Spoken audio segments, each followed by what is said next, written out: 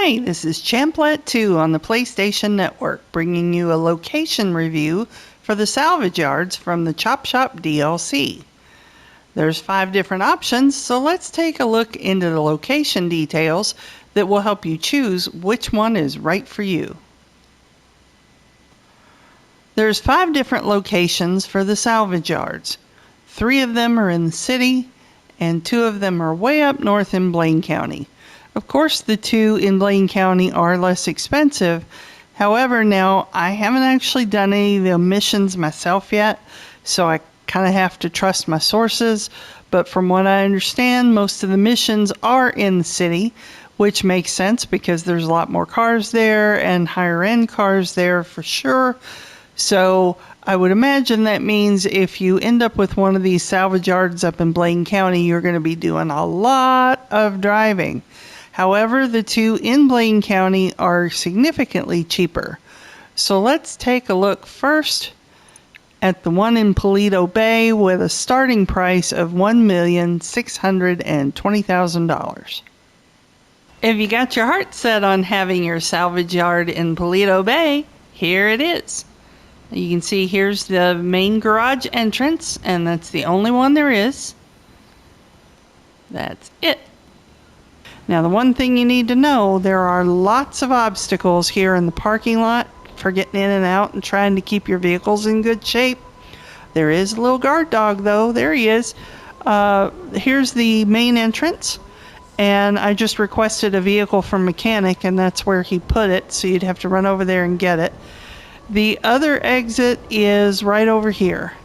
So you have to kind of maneuver through here and come out on this main street here. So it's not exactly super easy to get to from the main roads up here. And you do have to be careful. Hi, doggy.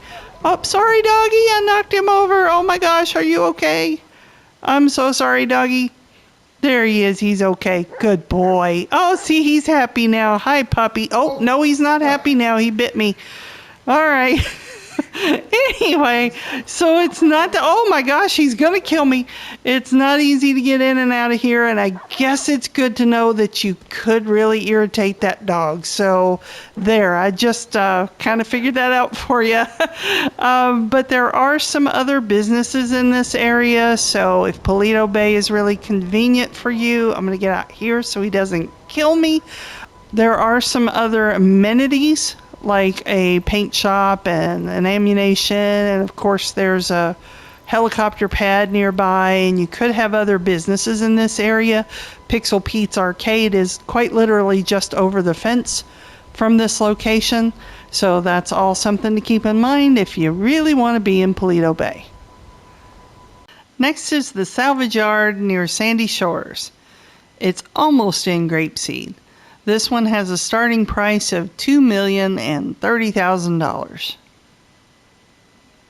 Well, sorry about the rain. I waited for it to stop, but it just wouldn't. But here we are at the Salvage Yard near Sandy Shores. And as you can see, it's right here on the main road, which is fantastic because you can get to it very quickly.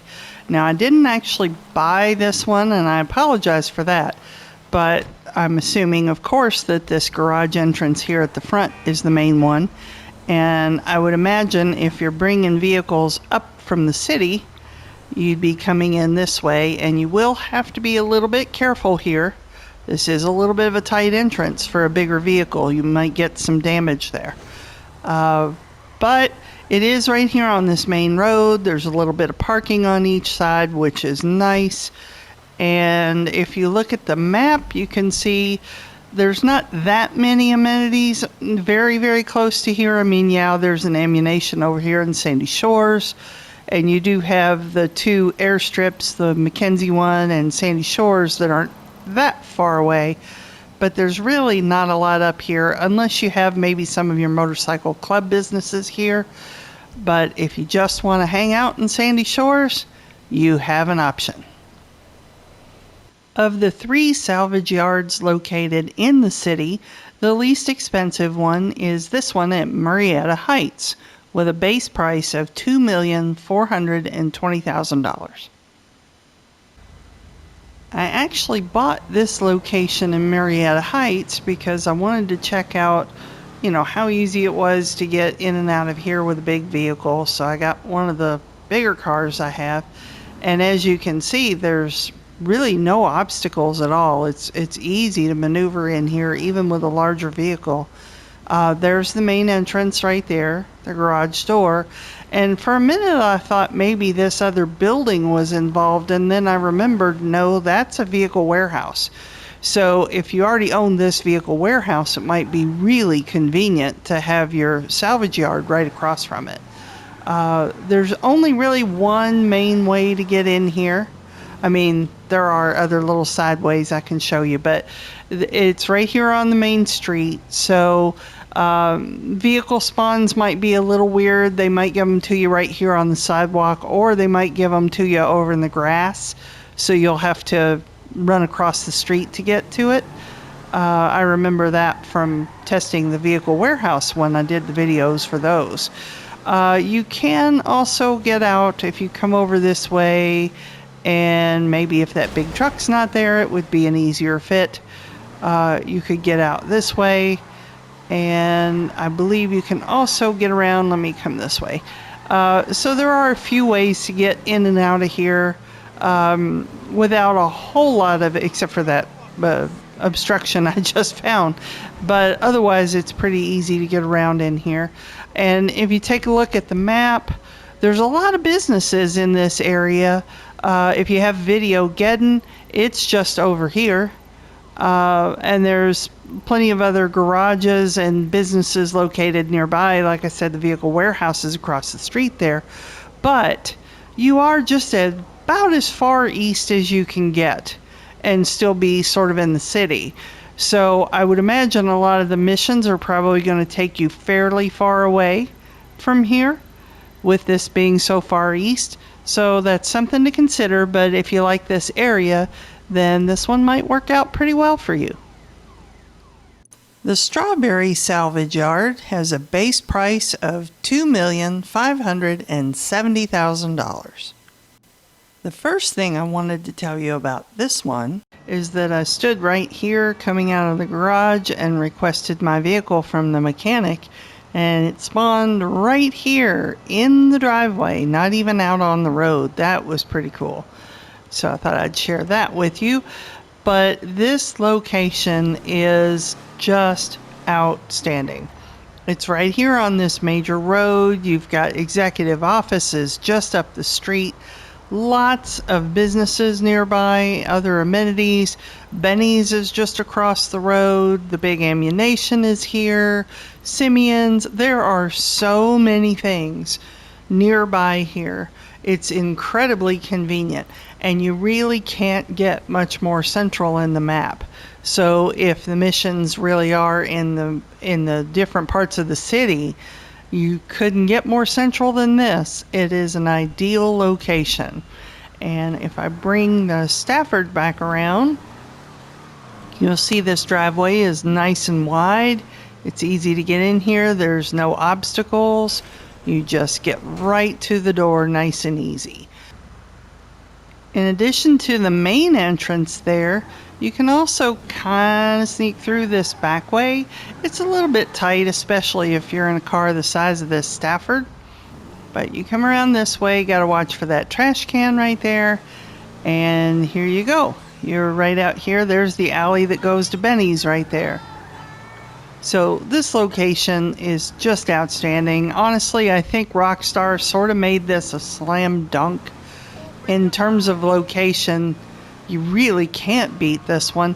I guess the only real downside to that is probably a lot of other players are going to feel that way too. So this is likely to be a very popular salvage yard location.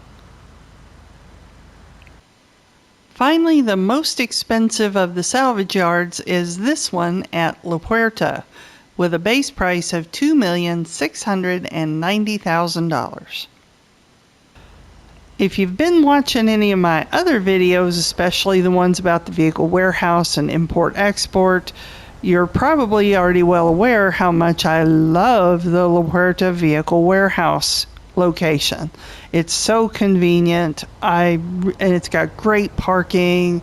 It's just, I love that warehouse. However, it might surprise you now to hear me say that I'm not a huge fan of this location of the salvage yard. It's predominantly just that there's so many obstacles here. It's a little bit tight. If you were coming through here in a hurry in a big vehicle like what I'm in, I don't know if damage is all that important in this because I haven't done the missions yet.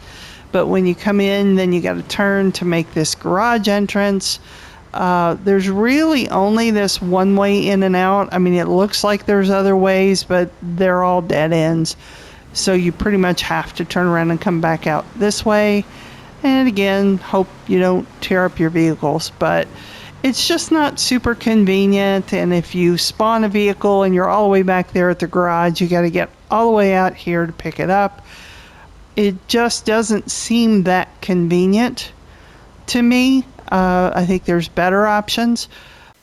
A really important tip is there's also a gang attack that happens here in the, I think, afternoon or early evening.